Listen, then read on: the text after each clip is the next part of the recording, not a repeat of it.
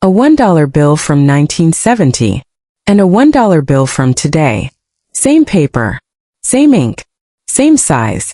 But this one, the old one, could buy you a full lunch. This one can barely buy you half a candy bar. That's not an accident. That's not just inflation. That is the direct result of one decision made by one man over one weekend in August of 1971. And once you understand what he did, you will never look at a dollar bill the same way again. Here's the question nobody answers for you. Why does money lose value at all? A rock doesn't lose value. A house doesn't evaporate. But money is designed by people, and in 1971 those people redesigned it completely. So let's go back. Not to 1971 first, but to 1944, to a hotel in the mountains of New Hampshire, where the modern financial world was actually built. World War II was ending and the Allied nations had a massive problem. The old financial system, built on competing national gold standards, had collapsed under the weight of 2 world wars and a global depression. So in July 1944, representatives from 44 countries traveled to a resort called Bretton Woods, in New Hampshire, to design something new from scratch. The rule they landed on was simple, almost elegant. The US dollar would be pegged to gold $35 for 1 ounce, fixed, guaranteed by the US government.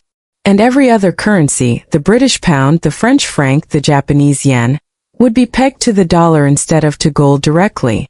Gold anchored the dollar. The dollar anchored the world. It was a 2-layer system and the dollar sat right in the middle of it. This made total sense at the time. After the war, the United States held roughly 2/3 of the entire planet's official gold reserves. Europe was in ruins. Japan was in ruins. America was, quite literally, the safest vault on Earth. So countries agreed. Instead of shipping physical gold back and forth constantly for every trade, we'll just hold dollars as our reserve. And any government at any time could walk up to the US Treasury and trade their dollars back for real physical gold. It was a promise, a very expensive promise as it turned out. For close to 2 decades this system worked beautifully. It powered the reconstruction of Europe through the Marshall Plan. It powered a massive expansion in global trade. The dollar became the most trusted currency on Earth because it wasn't just paper. It was functionally a receipt for gold sitting in a vault in Fort Knox, Kentucky. But receipts only work if there's something real behind them. And starting in the early 1960s, the math quietly stopped adding up. The United States started spending a lot. The Vietnam War alone cost the equivalent of hundreds of billions of dollars in today's money. Add to that a growing set of domestic programs under Lyndon Johnson's Great Society, rising government budgets across the board, and a trade balance that was quietly tipping upside down as other nations rebuilt their industries and started outcompeting American exports. The U.S. was printing and spending more dollars than its gold reserves could realistically back. And someone across the Atlantic was paying very, very close attention. France. Specifically, French President Charles de Gaulle, who had never fully trusted the arrangement in the first place. He looked at the enormous pile of US dollars sitting in foreign central banks around the world and asked a simple, devastating question. If these dollars are supposed to be as good as gold, why don't we just ask for the actual gold? So starting in the mid-1960s, France did exactly that. French naval vessels literally sailed dollars across the Atlantic to New York, demanding the physical gold they were promised in exchange. West Germany and other nations started nervously eyeing the exits too, worried about being left holding paper if the system broke. This was the beginning of the end. Because here's the uncomfortable truth the US government was quietly sitting on. There was nowhere near enough gold in Fort Knox to cover every dollar circulating around the planet. The promise had been oversold for years.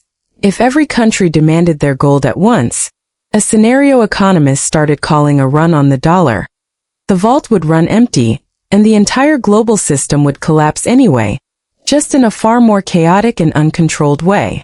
So President Richard Nixon inherited a choice nobody envied. Keep the gold peg and risk America's gold reserves being drained to zero by foreign governments cashing out, or break the promise entirely, cut the dollar loose from gold, and take full control of the crisis on America's own terms. On August 13, 1971, Nixon secretly summoned 15 of his top economic advisors to Camp David, the presidential retreat in Maryland. For 3 tense days, cut off from the press and the outside world, they hammered out a plan in near total secrecy. Then on Sunday, August 15, 1971, deliberately timed so that U.S. stock markets were closed and there'd be no immediate trading panic, Nixon went on live national television, interrupting the popular Sunday evening show Bonanza, and announced it to the entire country. The United States would no longer exchange dollars for gold. Not for France. Not for any nation under any circumstances. Economists and historians would later name this single announcement the Nixon Shock. And it landed on the world exactly like that word suggests. Shock. In one 10-minute televised statement, the entire global financial architecture, painstakingly built over 27 years since that hotel meeting at Bretton Woods, was gone. No transition period negotiated with allies. No backup system agreed upon in advance.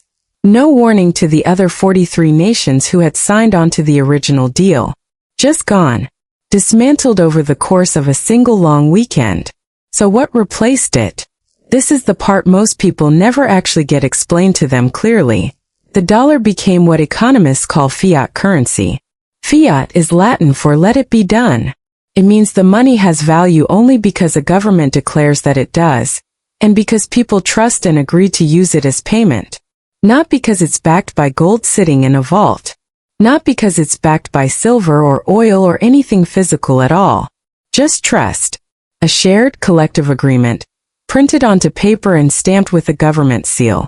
Think about that for a second.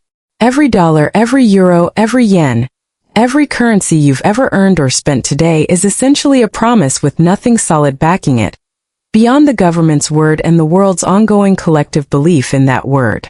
Gold was heavy, slow to mine, and physically limited by how much you could actually dig out of the ground each year. Fiat currency has no such limit. Central banks can create more of it whenever policymakers decide the situation calls for it. And that single difference is the hinge this entire story swings on.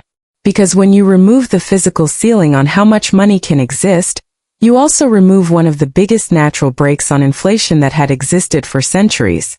And almost immediately, the world found out exactly what that meant in practice in painful kitchen table terms. The 1970s became one of the most economically painful decades in modern American history. Inflation, which had been relatively mild through most of the 1960s, took off almost as soon as the gold anchor was cut. By 1974, consumer prices were rising over 11% a year. By the end of the decade, under President Carter, inflation hit nearly 14% annually. Gas lines stretched around entire city blocks during the 1973 and 1979 oil crises. Grocery store prices changed week to week. Paychecks simply could not keep up with the rising cost of ordinary life. Economists coined a brand new term to describe what was happening, because the existing textbooks genuinely didn't have a word for it yet. Stagflation. Stagnant economic growth and high unemployment, paired with high inflation at the same time, a combination the leading economic theory of the era insisted shouldn't even be possible together. Now, to be fair and historically accurate, the end of the gold standard was not the only cause of 1970s inflation. The OPEC oil embargoes hit the economy hard and independently. Government spending on both the Vietnam War and domestic programs stayed elevated for years. But cutting the dollar loose from gold removed the guardrail that used to force a degree of fiscal discipline onto the U.S. government almost automatically. And once that particular guardrail was gone, there was suddenly a lot more room for policymakers to print, spend, and borrow, with consequences that unfolded across the entire following decade. Here's the part that connects directly back to that dollar bill we started this video with. Since August of 1971, the U.S. dollar has lost roughly 85% of its purchasing power. That full lunch a single dollar bought back in 1970? Today, that same physical dollar wouldn't even cover a small bag of chips. Every recession headline, every cost of living crisis segment on the news, every viral post about grocery prices you've scrolled past this year. All of it traces its DNA back to one televised Sunday announcement in August of 1971. And here's the part worth genuinely sitting with. This outcome wasn't inevitable. It was a choice made under real economic pressure by a small group of advisors over one long weekend, with almost no public debate beforehand and no vote in Congress. One executive decision, and the entire meaning of $1 changed for every single person on Earth who uses one permanently, whether they voted for it or even knew it happened. That's the real story behind why your grandparents' dollar and the dollar in your pocket right now are, quite literally, two different kinds of money, running on two completely different sets of rules. Same paper, same green ink, same face on the front, completely different rules underneath. And it all traces back to one weekend in August that most people alive today have never even heard the full story of until right now. It also explains something you'll notice if you look at almost every major economy on the planet today. Every single one of them runs on fiat currency now. The gold standard didn't just end for America in 1971, it effectively ended the entire global system built at Bretton Woods, and every country eventually drifted toward the same fiat model for better and for worse. That's why central banks worldwide now spend so much time and attention managing something called inflation targets. Because without gold to do that job automatically, human policymakers have to try to do it manually, meeting by meeting, decision by decision. Here's why all of this actually matters for you, specifically sitting here in the present day. Every time you hear a headline about the Federal Reserve raising or cutting interest rates, that is a human institution manually doing a job that gold used to do automatically for free without a committee vote.